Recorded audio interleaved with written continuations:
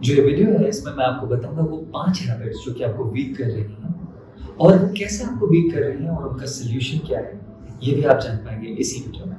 पहली आदत जो आपको वीक कर रही है, when you try and live in the past होता है।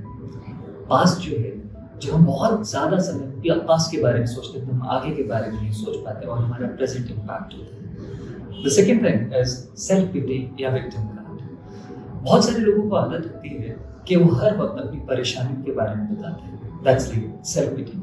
ये एक तरीके से मैनिफेस्टेशन या अफर्मेशन भी है। जब आप बहुत ज़्यादा अपने बारे में बताते हैं कि आपने किस तरीके का स्ट्रगल देखा और आपकी क्या क्या परेशानी है, तो एक्चुअली आप अपने सेल्फ एस्टीम को कम कर रहे होते हैं। और सेल्फ एस्टीम अगर कम होता है तो कॉन्फिडेंस ज़्यादा हो, ऐसा बहुत मुश्किल से होता है। विदाउट कॉन्फिडेंस आपको पता है कि लाइफ में आप बहुत सक्सेसफुल नहीं होते। So that means you weaker from inside, वो फिजिकली हो या मेंटली हो, दोनों ही तरीके से। जो तीसरी आदत जो हम लोगों को बहुत वीक करती है वो है हाफ डे में काम छोड़ देना। हम लोग बहुत इम्पेशेंट हो गए हैं। अगर आप देखिए कि अगर हमारा मोबाइल थोड़ी देर के लिए हैंग हो जाए फॉर कपल ऑफ सेकंड्स तो हम इम्पेशेंट हो जाते हैं। हमारे रिमोट काम ना करे तो हम इम्पेशेंट हो जाते हैं और हमें लगता है कि मारने पीटने ठोकने से सब कुछ ठीक हो जाएगा। इस इम्पेशेंस की वजह से हम किसी भी काम को परसिवरेंस के साथ नहीं करते। हम शुरू करते हैं विद लॉट ऑफ एक्सपेक्टेशंस और वो काम जैसे ही हमें हमारे एक्सपेक्टेशंस, एक तो हम ओवर एम्बिशियस ओवर एक्सपेक्टेशंस होती हैं हमारी। जब हम काम शुरू करते हैं हम ये सोचते हैं कि ओवरनाइट सक्सेस हमें मिल जाएगी। यकीन जानिए सारी जो ओवरनाइट सक्सेसेस आप देखते और सुनते हैं उनमें कम से कम 10 से 11 साल लगेंगे। तो लोग जब कोई काम शुरू करते हैं उसे आधे में छोड़ के फिर दूसरा कोई काम शुरू कर देते हैं, फिर 2-3 साल उसमें लगा के फिर कहीं और शुरू कर देते हैं, and that leads you to no.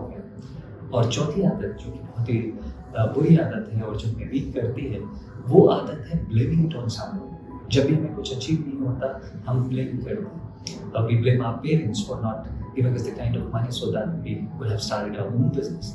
जब हम स्कूल और कॉलेजेस में होते हैं for our scores, we blame teachers, we blame school, we blame education system, we blame exam papers.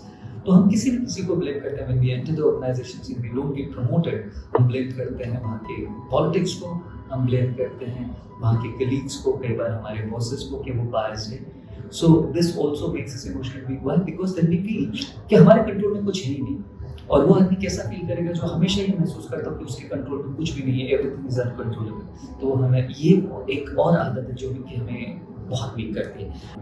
और जो आखिरी हैबिट है वो है टू फोकस ऑन प्रॉब्लम्स। हम सोल्यूशन ओरिएंटेड हैं या प्रॉब्लम ओरिएंटेड हैं। वैसे एक बहुत ही फेमस बुक में शिव खेड़ा ने कहा है, if you are not a part of a solution you are a problem yourself. तो बहुत सारे लोगों की आदत होती है कि वो हमेशा प्रॉब्लम्स के बारे में अपना नॉलेज बताते हैं, but talking about the problems doesn't give solution. Cockroach चिल्लाते रहने से, और कॉकरोच कितना बड़ा है, वो कितना भयानक है, इससे कॉकरोच सुसाइड नहीं कर लेगा। जब भी कोई बातचीत हो उसमें सिर्फ 10% टाइम आप प्रॉब्लम्स पे दीजिए, और कि कितनी बड़ी प्रॉब्लम है, 90% टाइम आपको उसको सोल्यूशन खोजने में लगाना चाहिए। That's the difference between a proactive person and a reactive person. Reactive person problem oriented होते हैं और जो सोल्यूशन ओरिएंटेड पीपल होते हैं वो होते हैं proactive people. So join the band of proactive people. And why these habits are important, we need to change them, because habits when they start are like cobwebs, and over a period of time they became cables, and it is very difficult to cut those cables. हम एक ही pattern में जीते रहते हैं और वही pattern हमारी personality बन जाता है। To break this vicious cycle we need to break these habits.